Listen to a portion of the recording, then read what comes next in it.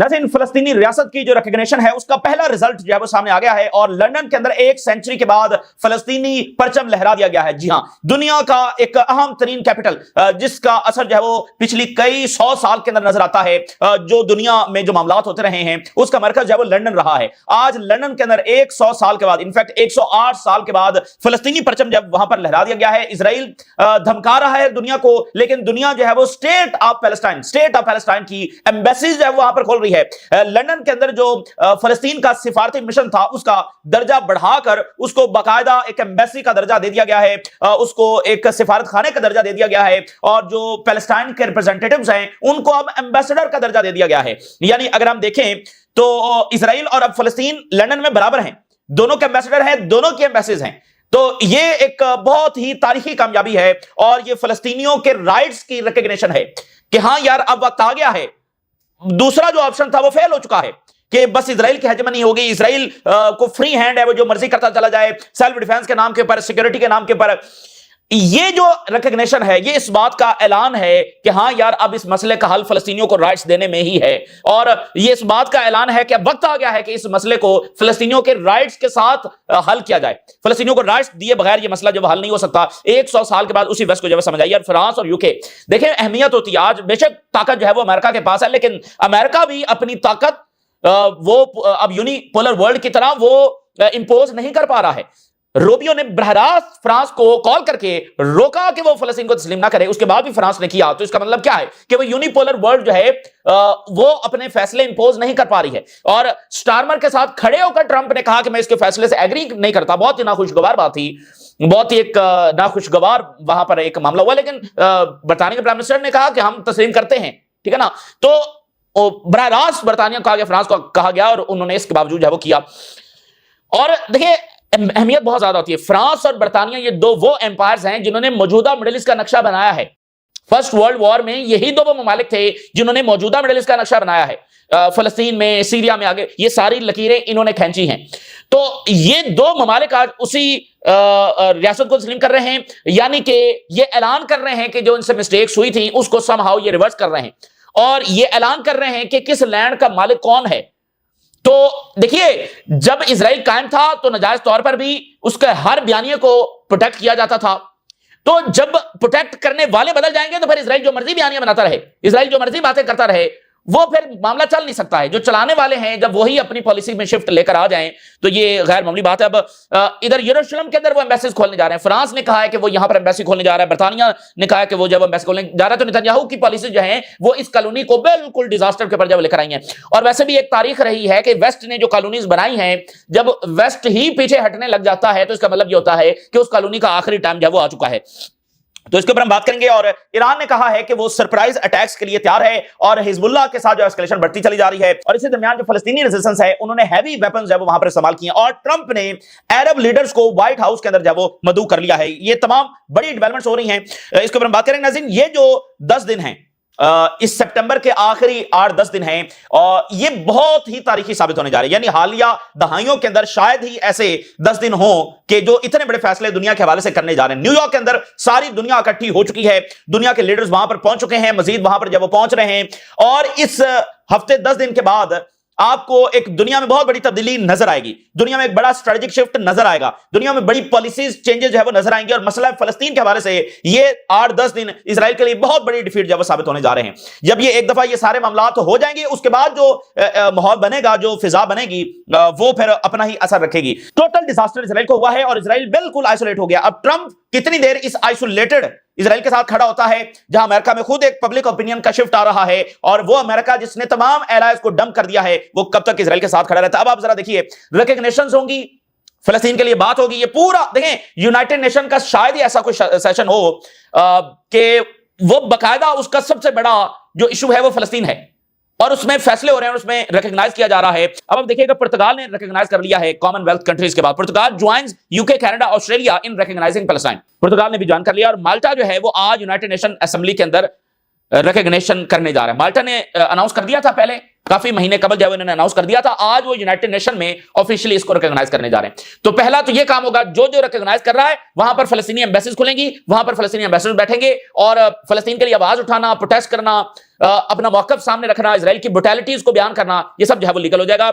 और फिर United nation के अंदर एक मोमेंटम बनेगा कि फलस्तीन को जब वो फुल मेंबरशिप दी जाए। उसमें इस वक्त सिर्फ रुकावट जो है वो अमेरिकन वीटो है। लेकिन ये जब सारी दुनिया दूसरी तरफ खड़ी हो रही है, और देखिए क्या ये वेस्टर्न्स को ज्यादा हमदर्दी हो गई है फलस्तीनियों से, वेस्टर्न गवर्नमेंट्स को, या इनकी दिलचस्पी खत्म हो गई है ग्रेटर इजराइल में? नहीं, इनकी कोई दिलचस्पी खत्म नहीं हुई। ये आज भी चाहेंगे अगर ग्रेटर इजराइल बनता है तो बन जाए, लेकिन वो बन नहीं पा रहा है। ये इस बात का इजहार है। उन्होंने इजराइल को 100 साल दिए हैं ग्रेटर इजराइल बनाने के लिए, और हालिया जेनोसाइड में उन्होंने कोई अमली इकदाम ऐसा नहीं उठाया है जो इजराइल को रोक सके। 100 साल दिए इजराइल को ग्रेटर इजराइल बनाने के लिए, तो आज वो ये ऐलान कर रहे हैं कि इजराइल इसमें कामयाब नहीं हो सका है। तो अब जो इजरायली इकदामात हैं ये वेस्ट के इंटरेस्ट से बरह रास्त कोलाइड कर रहे हैं। यहां पर जो जंगें हैं उसका सबसे बड़ा जो नतीजा आ रहा है वो माइग्रेशन है, और इजराइलियों की रिवर्स माइग्रेशन जब शुरू हो सकती है, जो कभी भी वेस्ट नहीं चाहेगा। तो ये वेस्ट का इकदाम जो है ना, ये कोई बहुत ज्यादा उनको ऐसा नहीं कि बड़ी निदामत हो गई है, ठीक है, कि वो कह रहे हैं नहीं, ये प्योरली एक स्ट्रेटेजिक शिफ्ट है और प्योरली एक इंटरेस्ट, उनके इंटरेस्ट में है कि अब वो जंगें ये रुकवाएं। क्योंकि सबसे बड़ा मसला ये माइग्रेशन हो रही है, और खुद इजराइलियों की रिवर्स माइग्रेशन हो सकती है, जो वेस्ट कभी भी नहीं चाहता है। क्योंकि कई 100 साल तक वो यही कहते रहे कि इनको यहां से भेजना कैसे है, तो जब उन्होंने भेज दिया है तो वो इनको कभी वापस जब लेना नहीं चाहते हैं। तो इसलिए इस सारी चीजों को देखते हुए वो ये फैसला जो है वो कर रहे हैं। तो इसलिए अब नेतन्याहू जो मर्जी धमकियां लगाता रहे, इजराइल जो मर्जी चीखता रहे, दुनिया अपना फैसला सुना रही है। बिल्कुल ऐसे ही जब 40s के अंदर जब दुनिया ने फैसला सुनाया अगेंस्ट पैलेस्टाइन, तो पैलेस्टाइन सारा कुछ करके, तहरीकें चलाकर, इतनी कुर्बानियां देकर भी अपना जायज हक नहीं ले सका। तो इजराइल तो वैसे ही उसका तो हक ही नाजायज है, उसका तो दावा झूठा है। अब आप देखिए कि लंदन से क्या खबर है। लंदन एक मरकज है और ज़ाहिर है कि उसकी तारीख है।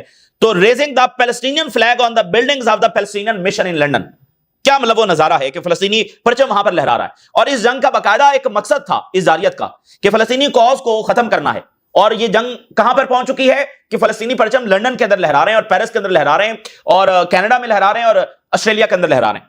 जंग शुरू किस मकसद के लिए हुई और जा किस तरफ रही है?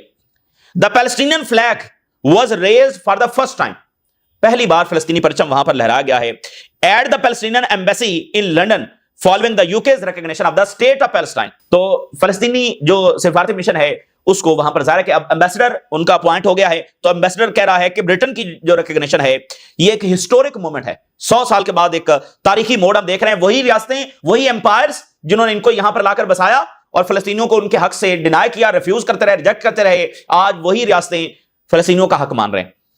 टॉप ब्रिटिश सेज कि Israel must not expand the annexation of the occupied West Bank in retaliation. अब वो आगे से इजराइल धमकियां ये लगा रहा है कि हम वेस्ट बैंक को एनेक्स कर लेंगे, ये कर लेंगे, वो कर लेंगे, लेकिन और इजराइल करेगा, इजराइल ये सारा कुछ करेगा, लेकिन वो अपने आप को और ज्यादा डिजास्टर के करीब लेकर जाएगा।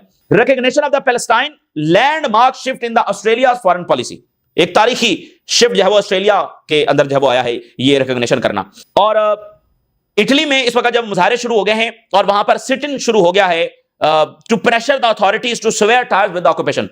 सऊदी अरेबिया ने उनको कहा है कि आप रिकॉग्नाइज करें। वहां पर अब मुजाहरे शुरू हो गए हैं इटली के अंदर कि रिकॉग्नाइज किया जाए। जब ये रिकॉग्निशन इधर ये जो वीक खत्म होगा तो यूरोप में वो गवर्नमेंट जो नहीं रिकॉग्नाइज कर रही उन पर प्रेशर और बढ़ेगा। एक तो अंदर से प्रेशर है और फिर उनके जो इत्तेहादी हैं वो एक नैरेटिव बदल चुके हैं, तो फिर अकेले स्टैंड करना ये बड़ा मुश्किल हो जाता है। जब लोग भी खिलाफ हैं, आपके सारे इत्तेहादी भी दूसरा रास्ता ले चुके हैं, तो फिर आप दरमियान में ज्यादा देर टिक नहीं सकते हैं। और इजराइल का बिहेवियर तो वैसे भी सबको पता ही है, तो वो कैसे मुखातिब करता है, वो तो धमकियां लगाने के ऊपर जब उतर आता है, तो ऐसे किसी एंटिटी के साथ कितनी देर खड़ा रहा जा सकता है। अब ये एक एनालिसिस देखिए कि रिकॉग्निशन ऑफ द पैलेस्टाइन जो है वो एक्सट्रीमली इंपॉर्टेंट डेवलपमेंट है। ये एक न्यू स्टेज का आगाज है for development in this historic conflict. I think they are very extremely important steps जो लिए जा रहे हैं, और ये जो इकदाम है ये कलेक्टिव वेस्ट से आ रहा है, ये गैर मामूली बात है। देखें, ऑस्ट्रेलिया ने किया, बर्तानिया ने किया, ऑस्ट्रेलिया ने किया, कनाडा ने किया, फ्रांस ने किया, पुर्तगाल ने किया, ये सारे टॉप कंट्रीज है ना। तो ये कलेक्टिव वेस्ट है। कलेक्टिव वेस्ट जो है वो सपोर्ट कर रहा है फलस्तीन को, वो रिकॉग्नाइज कर रहा है। तो ये भी एक बहुत बड़ी बात है कि इजराइल को कायम रखने में कलेक्टिव वेस्ट का किरदार है। तो आज कलेक्टिव वेस्ट वहां पर इजराइल के उस बयानिए को सपोर्ट करने के लिए मौजूद नहीं है, तैयार नहीं है। So a very strong supporter of Israel जो कलेक्टिव वेस्ट था and had displayed paralysis and inaction, जिसने कोई अमली इकदाम नहीं उठाया, वही आज शिफ्ट लेकर आ रहा है। When the middle east peace process had failed in the past. माजी में ये सारी पॉलिसी जब फेल हो गई हैं अमल लाने की, एटलीस्ट नाउ, लेकिन अब जो है changing their moral and political sides, वो अपनी मॉरल और पॉलिटिकल साइड्स वो बदल रहे हैं। And that's very important, this sets a new stage for something to come in the future. देखिए यही बुनियादी बात है कि आप एक दिन में तो ज़ाहिर नहीं कर सकते हैं, ये असल में डायरेक्शन तब्दील हुई है। ये असल में पहला इकदाम है जो उठाया गया है कि ठीक है यार, अब मसला फलस्तीन को उस अंदाज में हल करना चाहिए जिसमें इसने हल होना है, और वो ये है कि फलस्तीनियों को उनके राइट्स दिए जाए। ये इस बात का इजहार है। आगे इसी डायरेक्शन में मामला जब चल रहे हैं, जिसको रोकने के लिए इजराइल पूरी कोशिश करेगा और अमेरिका ज़ाहिर के फिलहाल उनके साथ खड़ा होता नजर आ रहा है।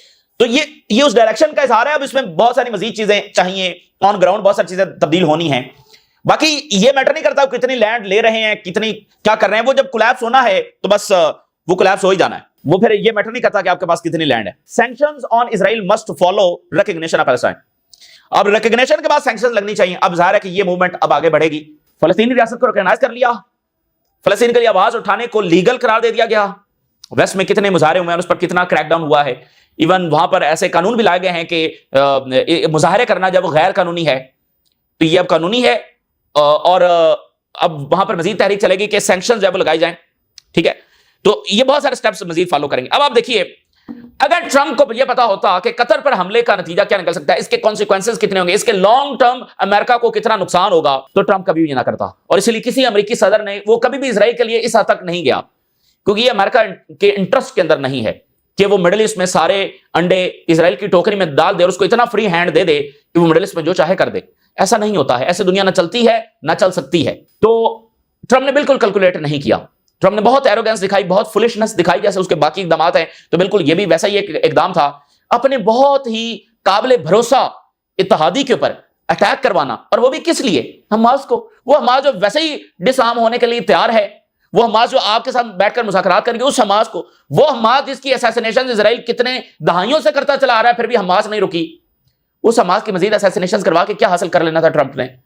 इतना फुलिश इकदाम जब उसने नेतन्याहू के लिए जब उठाया, तो अब ट्रंप साहब जो है वो अरब लीडर्स को उन्होंने बुला लिया है। अरब लीडर्स को उन्होंने मुलाकात के लिए बुलाया है। और इसमें जनाब अली सऊदी अरेबिया है, यूएई है, कतर है, इजिप्ट है, जॉर्डन है एंड टर्की है। और सितंबर 29 को नेतन्याहू की मुलाकात ट्रंप के साथ होने जा रही है। उससे पहले यानी 24, 25, 26 को ये अरब्स एंड टर्की के नुमाइंदे जो हैं वो फॉरेन मिनिस्टर्स मिलेंगे ट्रंप के साथ। और वैसे उर्दगान की मुलाकात भी रोज बुध जो है वो होने जा रही है। और ये एक ऐसे टाइम पर होगी जब उधर यूनाइटेड नेशन में रिकॉग्निशंस हो रही हैं, जब खलीजी रियासतें एग्रीमेंट्स कर रही हैं, जैसे सऊदी अरेबिया ने किया। उधर फलस्तीन की रिकॉग्निशन हो रही है, उधर फलस्तीनी एम्बेसीज खुल रही हैं, उधर खुद अमेरिका के अंदर एक रिजेंटमेंट है। तो वहां पर ये जो है मुलाकात हो रही होगी। अब ये देखे ना, अमेरिका ने कतर को मैसेज भेजा है कि आप निगोसिएशन जारी रखें, हम आपसे चाहते हैं निगोसिएशन जारी रखें। तो उन्होंने कहा पहले ये बाद में बात करेंगे, पहले नेतन्याहू को कहें कि ओपनली आकर पब्लिकली माफी मांगे, पब्लिकली आकर वो बोले कि उसने गलत किया है, माफी मांगे, और ये कहे कि दोबारा ऐसा कोई धमकी भी नहीं देगा और हमले की जुर्रत भी नहीं करेगा, तो फिर हम सोचेंगे। ट्रस्ट शेक हो गया है और ना ही अरब्स एक दिन में अमेरिका को निकालेंगे, ना निकाल सकते हैं, ना ऐसे होता है। डायरेक्शन तब्दील हो गई है। आप ग्रेजुअली बढ़ते हैं, आप रियलिस्टिकली बढ़ते हैं कि आपके पास ऑप्शंस क्या अवेलेबल हैं। तो फलस्तीन के मामले में भी दुनिया ने दूसरे अंदाज से सोचना शुरू कर दिया है पैलेस्टीनियन क्वेश्चन के हवाले से। और यहां मिडिल ईस्ट में जो रियासतें मुकम्मल अमेरिका के ऊपर अपनी सिक्योरिटी आउटसोर्स करके बैठी हुई थी, उन्होंने भी दूसरे डायरेक्शन के अंदर जब सोचना शुरू कर दिया। तो अब देखिए सऊदी अरेबिया ने क्या मैसेज भेजा है। सऊदी अरेबिया हैज क्लैरिफाइड कि there will be repercussions affecting all areas if Israel annex any part of the West Bank. बहुत बुरे नतायज निकलेंगे और बहुत बुरा इसका जवाब दिया जाएगा अगर वेस्ट बैंक को एनेक्स करने की इजराइल जब जुर्रत करता है।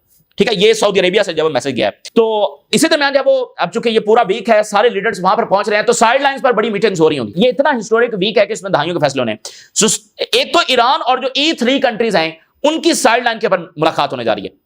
यानी बर्तानिया, फ्रांस और जर्मनी के साथ ईरान के फॉरेन मिनिस्टर जो हैं वो साइड लाइन पर मीटिंग करने जा रहे हैं। ईरान का एक ऐसा सिग्नल आया है कि वो न्यूक्लियर की तरफ बढ़ रहा है। अब आप देखिए, ईरान का ये मैसेज बड़ा इंपॉर्टेंट है। ईरान ये कहता है कि ईरान की जो डिफेंसिव डॉक्ट्राइन थी और न्यूक्लियर यूज की जो हमने इसको ममनू करार दे रखा था, उसके पीछे वजह क्या थी? केम एट अ टाइम कि जब इंटरनेशनल कम्युनिटी इस केपेबल थी कि वो इस ऑक्यूपेशन एंटिटी को रोक सकती। ठीक है, नहीं आज तक इजराइल ने ईरान पर हमला तो नहीं किया था ना। तो उन्होंने कहा कि हमारी ये डॉक्ट्राइन इसलिए थी कि भाई ठीक है, हमारी दुश्मनी सारे मामला, इजराइल हमारे पर हमला नहीं करेगा, इंटरनेशनल कम्युनिटी की ये गारंटीज हमारे पास थी। तो हम न्यूक्लियर की तरफ नहीं गए। अब जब दुनिया में वैसे ही ऑर्डर जब डिसऑर्डर हो चुका है और सिक्योरिटी गारंटीज, तो ईरान के लिए क्या, कतर के लिए कोई सिक्योरिटी गारंटीज नहीं है। जिन्होंने गारंटीज दी थी उन पर भी इसराइल ने हमला कर दिया है। तो अब ये डॉक्ट्राइन हमारी मजीद हम आगे नहीं बढ़ा सकते हैं। ये बड़ा ही स्ट्रॉन्ग मैसेज है, वो न्यूक्लियर के हवाले से आया है। एक सिग्नल आप देखें ना, वो कह रहे हैं वो अब डॉक्ट्राइन हमारा वो हम पीछे छोड़ रहे हैं, अब न्यूक्लियर जरूरी है। और ईरान ने कहा कि अवर फोर्सेस स्ट्रेटेजिक सरप्राइज के लिए तैयार हैं and ready to respond to any threat with strength and decisiveness. हम जरा स्ट्रेटेजिक रिस्पॉन्स के लिए तैयार हैं, ये ईरान का मैसेज है। और इजरायली मीडिया ये बता रहा है कि रेजिस्टेंस ने वहां पर हैवी वेपन जब इस्तेमाल किए और launch of anti armour missiles at Israeli army force in the Gaza Strip, details later. यानी एक दीवार के अंदर भी वो जाकर पेनिट्रेट कर सकता है, वो एंटी आर्मर मिसाइल्स अभी भी उनके पास है। और कल जो उन्होंने रॉकेट्स फायर किए अशदोद के ऊपर, अशकलान के ऊपर, वो जनाब वहां पर जाकर रॉकेट्स जब गिने तो अभी तक वो रॉकेट्स भी फायर कर रहे हैं, एंटी आर्मर भी फायर कर रहे हैं और ये कैदी भी नहीं वापस ला सके। तो नाकामियों को छुपाने के लिए सिविलियंस को मारना और फिर उसके लिए मजीद एस्केलेशन करते चले जाना, ये सब इजराइल के लिए कोई विक्ट्री जो है वो नहीं लेकर आ सका है। और अब तो चीजें सामने हैं, अब तो ये एक स्ट्रेटेजिक डिफीट जो इजराइल को हो चुकी है और डिजास्टर जो हो चुका है।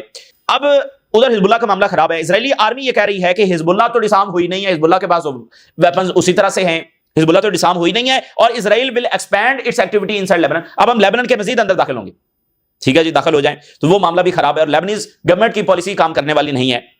इजरायली आर्मी ने कहा है कि हमने मजीद फोर्सेज जब वो मोबिलाइज कर दी हैं और तमाम फ्रंट्स के ऊपर हम मजीद फोर्सेज जब वो भेज रहे हैं, डजन्स ऑफ बटालियंस, और उनमें से बहुत सारी ऐसी हैं जो अंडर ट्रेनिंग भी हैं, उनको भी जो है वो हम मोबिलाइज कर रहे हैं across the combat sectors with forces in the air और सी और on the land in all formations through out the country. तो ये जनाब इजरायली आर्मी अनाउंस कर रही है, एक तरफ करें लेबनान में हम मजीद जाएंगे, एक तरफ गजा में वो मजीद फौजें भेज रहे हैं, एक तरफ वेस्ट बैंक में भेज रहे हैं और अल शरक इस वक्त न्यूयॉर्क में हैं, इंटरव्यूज दे रहे हैं, ईरान और हिजबुल्लाह को खूब लताड़ रहे हैं और पैंट कोट टाई पहनकर वहां पर फिर रहे हैं और कह रहे हैं कि इजराइल के साथ हमारी डील बहुत करीब है।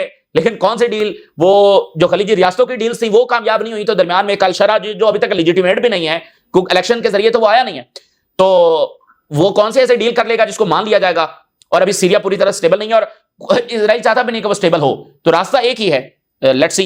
ये इस वक्त के बड़े इकदाम है, बड़ी डेवलपमेंट्स हो रही हैं, मजीद आपके साथ शेयर करेंगे। फिल वक्त इजाज़त दीजिए, अल्लाह हाफिज।